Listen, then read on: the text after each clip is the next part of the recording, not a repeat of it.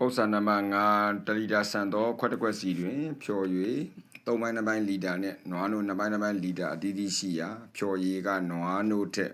ကွက်လက်ပိုများသည်ဆိုတာဖြော်ရည်ကနွားနို့ထက်ဘလောက်ပိုများလဲဆိုတာကိုမိထားတာဖြစ်ပါတယ်။ဒါကြောင့်မို့လို့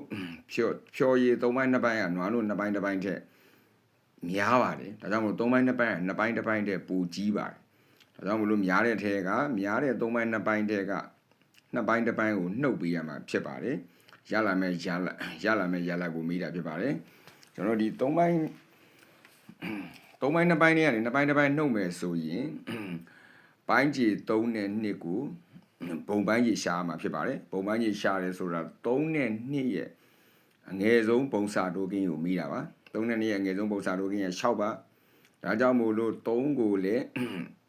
3ပိုင်း2ပိုင်းကိုလည်း6ပိုင်းဖြစ်အောင်လုပ်ပါမယ်2ပိုင်း1ပိုင်းကိုလည်း6ပိုင်းဖြစ်အောင်လုပ်ပါမယ်ဒါဆိုရင်ကျောင်းသားအများစုကဗာလေးနားလည်ဖို့လိုလဲဆိုရင်တန်ဖိုးတူအပိုင်းကိန်းတွေပြောင်းလဲတာကိုနားလည်ဖို့လိုပါတယ်3ပိုင်း2ပိုင်းနဲ့6ပိုင်း4ပိုင်းဟာတန်ဖိုးတူအပိုင်းကိန်းတွေပါအပိုင်းကိန်းပုံစံသာပြောင်းလဲသွားတယ်တန်ဖိုးကတော့အတူတူပါပဲအောက်က3ကို2နဲ့မြောက်အောက်ကပိုင်းရှည်3ကို2နဲ့မြောက်ပိုင်းဝေ2ကိုလည်း2နဲ့မြောက်ဒါကြောင့်မလို့3နဲ့4ရှောက်2နဲ့4 4 2ပိုင်း1ပိုင်းလည်းလားတူပါပဲ6ဖြစ်ရှင်တဲ့အတွက်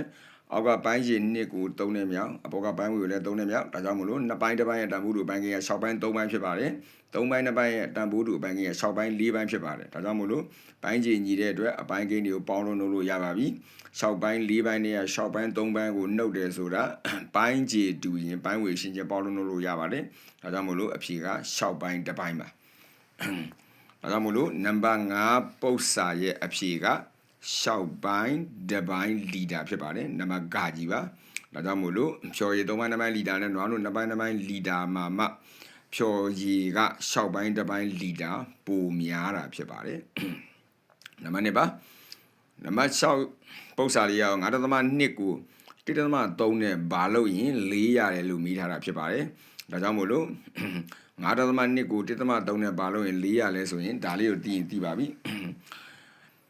9.2ကို1.3နဲ့စားတယ်ဆိုတာ52ကို73နဲ့စားတယ်အတူတူပါပဲ73လေးလီ52ပါဒါကြောင့်မို့လို့ဒီပု္ပ္ပာကအစားပု္ပ္ပာဖြစ်ပါတယ်ဒါကြောင့်မို့လို့9.2ကိုစားမှ